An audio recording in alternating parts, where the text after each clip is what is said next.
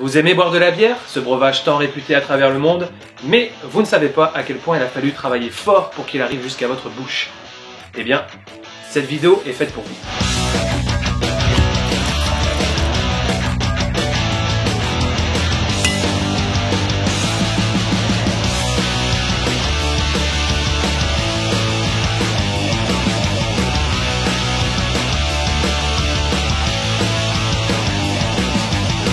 La bière, apanage de toutes les cultures tributaires du besoin festif et sexuel.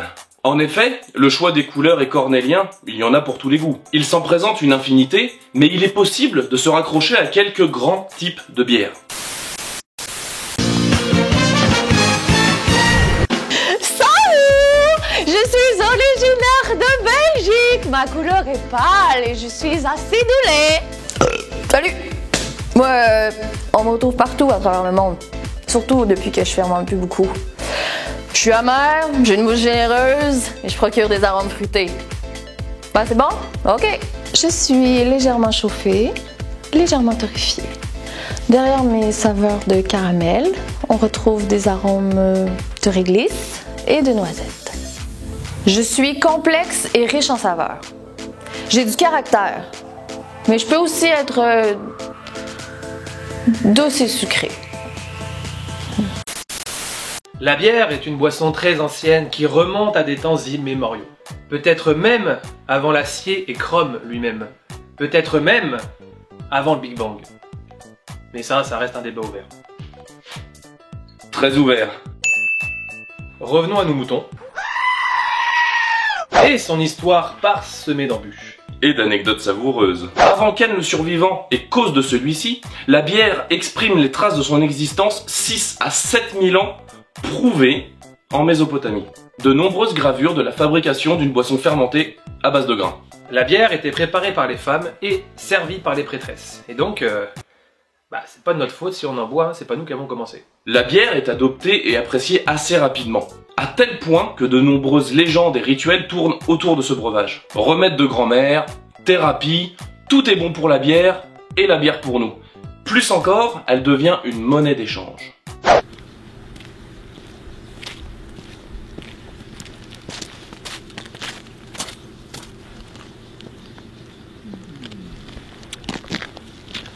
Dans la Grèce antique, la bière ne trouve pas la même place. En effet, les Grecs et les Romains préfèrent la vinasse. Mais pour les Gaulois, la bière devient une véritable potion magique. Et oui, c'est tout simplement pour des raisons climatiques qu'il était plus simple de faire pousser des céréales que de planter des vignes. Au 1er siècle après Jésus-Christ, Pline l'Ancien, dans son ouvrage Histoire naturelle, utilise deux termes pour qualifier la bière.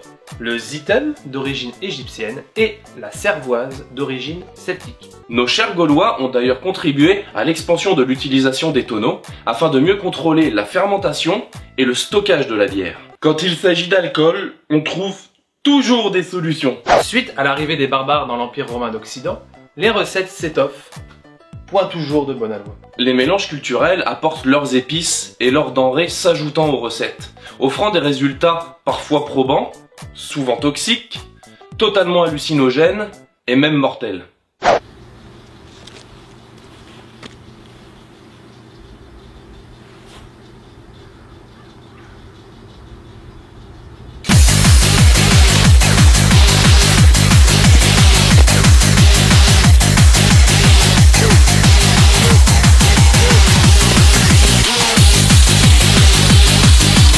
La fabrication devient un art alors particulièrement subtil, et ce sont les moines qui sortiront du lot dans la conception de la bière.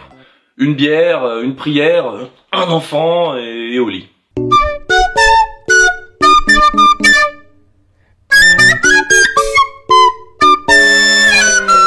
La boisson religieusement fermentée plaît beaucoup aux Allemands, qui lui donneront le nom de Bier, ce qui deviendra bière chez nous.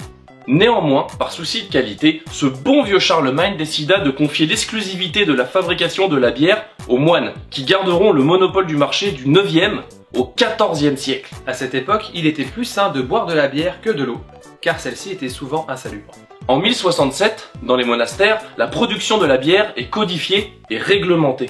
C'est au XIIe siècle que le houblon, utilisé par Hildegarde de Bingen, une plante réputée pour ses vertus antiseptiques, fait son apparition dans la fabrication de la bière pour lui donner sa délicieuse amertume. On vous avait dit que boire une bière était bon pour la santé. Madame Fricadelle, oui, bonjour, ça va?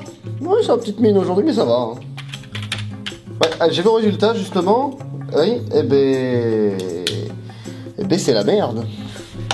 Oui, vous avez un cancer du genou. Ça c'est rare, vous avez un cancer du cœur, des poumons. Alors surtout je vois du petit orteil. Ouais, celui-là il est pas... Ouais, je sais c'est pas le meilleur celui-là. Hein. Comment je vais faire pour m'en sortir? Comment je vais faire? Non! Non mais docteur! Non, restez calme, j'ai la solution bien évidemment.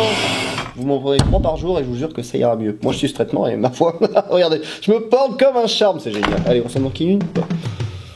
Et puis... Ah ouais. Ah, il arrive. Et vous avez vu?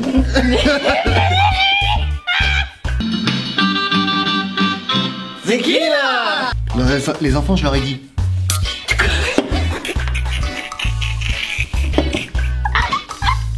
En 1516, la bière est fiscalisée, codifiée et réglementée en France par le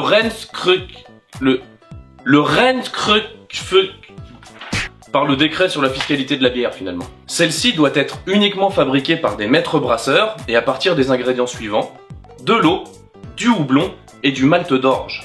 Malgré tout ça, la fermentation de la bière reste mystérieuse et divine. C'est pourquoi en 1854, ce bon vieux Pasteur s'intéresse à la chimie de la fermentation et découvre des micro-organismes dans la levure. Bon nombre de recherches ont suivi cette découverte, ce qui a permis d'améliorer la qualité de la fermentation ainsi que les conditions sanitaires des brasseries. Enfin une boisson saine et claire! Et après ça, c'est l'explosion! La bière peut être consommée à l'extérieur des brasseries. On confectionne de la verrerie, le soutirage sous pression, l'embouteillage, la bière est partout. Aujourd'hui, la diversité de production de la bière permet d'attirer de nouveaux clients. On peut dire que la bière est bue aux 4 coins du monde. Vous aimez boire cet exquis breuvage? Eh bien maintenant, vous savez comment la bière est arrivée jusqu'à votre bouche.